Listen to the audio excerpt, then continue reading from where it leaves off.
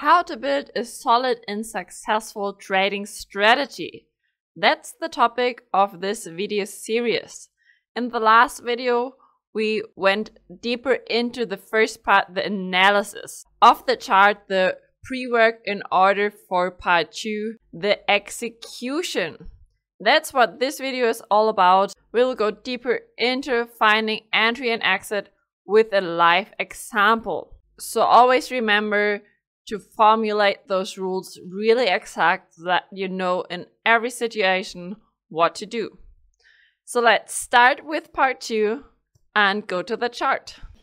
And for that we go a time frame lower now. So I will switch from the 4-hour chart now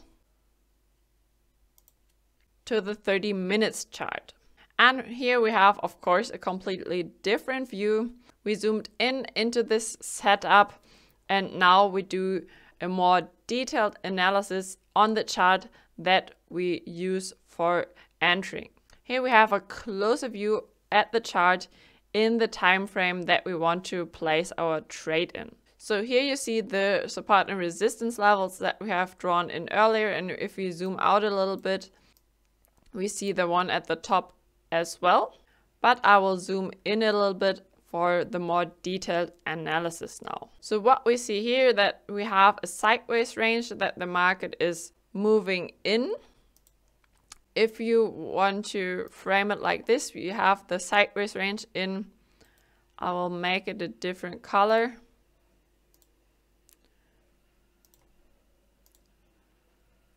We have a sideways range within this area. So we don't want to place a trade within this area since we are not sure yet if the market continues the trade long. But when the market goes long, we want to be in it, of course. So let's say this area up here, the support and resistance level that we have drawn in the higher time frame, this is the level when the market breaks through. We want to trade this breakout and place an order to go long. Of course, there are many different possibilities to place a trade in this setup. But what's really important is that you have an exact strategy. This means you have exact rules which setups you trade, how your setup has to look like in order to be able to place a trade. You have to have even exact rules how to move your stop loss if you're trading with moving the stop loss. So what I mean is, of course, there are many setups, many different strategies you can trade, but within one strategy, you have to know exactly what to do. And if you see other possible setups, it's okay. But if it's not belonging to your strategy, then this is not interesting right at the moment. So of course, we could place trades within the sideways range. If we get close to the lower area, of course, we can place a trade long up to the upper area.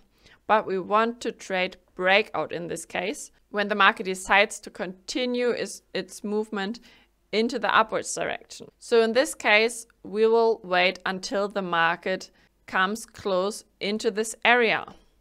If not, we will not place a trade. So easy it is.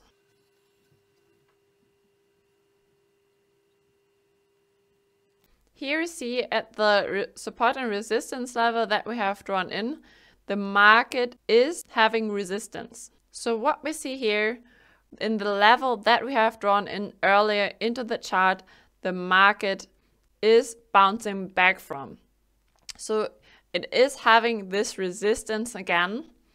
But now let's see if it breaks through or bounces back and goes into the other direction. And right here, the market goes through. Let's zoom in a little bit. Right at this point, the market breaks through our level. But this is not an entry for us yet. We need confirmation first. So what are we looking for? In this case, our strategy says we want to look for a candlestick pattern that is confirming our trade direction.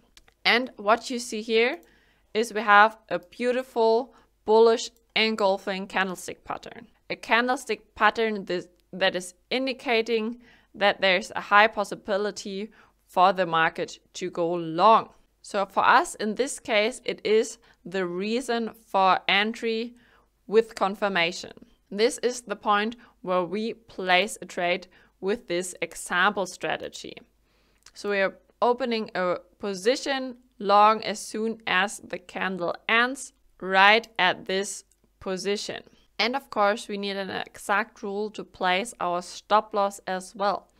And in this rule, it says to place the stop loss below the last relevant support and resistance level. And in this case, we have, of course, here a level with support and resistance that was most recent.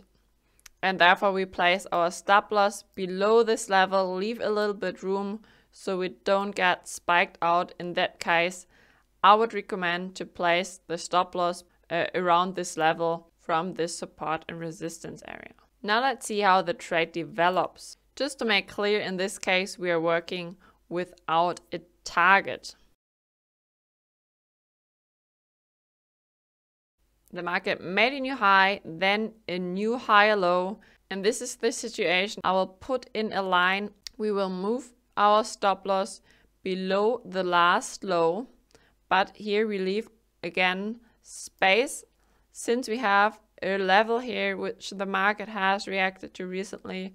So we will put it below this level in order to leave room for the trade. And I will mark the stop loss with black so you can make the difference between the other lines. I will erase those that are not relevant for us anymore. So our trade continues into the long direction, and here up here we have a major support and resistance area that we have drawn in the higher time frame before. So we have a level here where we have to be aware there is a high possibility that the market finds resistance. That doesn't mean that the market can't go further up, but it's possible that it bounces back first or even changes direction overall. The market made a new higher high and a new higher low here, so we would move the stop loss below this level and then see what happens.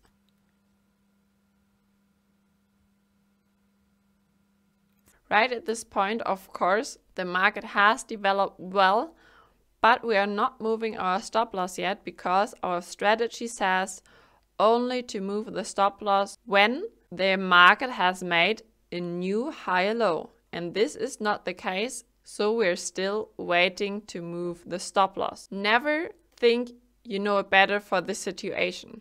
There's a reason why you have developed this strategy, tested it well, before you started to trade live with it, so you know it is working, but only if you follow the exact rules.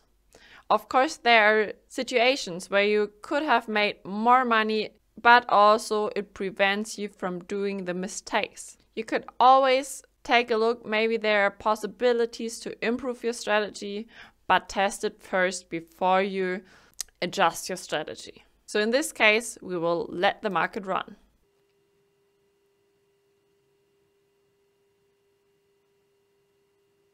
We're moving our stop loss here since the market has made a new higher low, but still with room in order to don't get knocked out if the market comes a little lower again.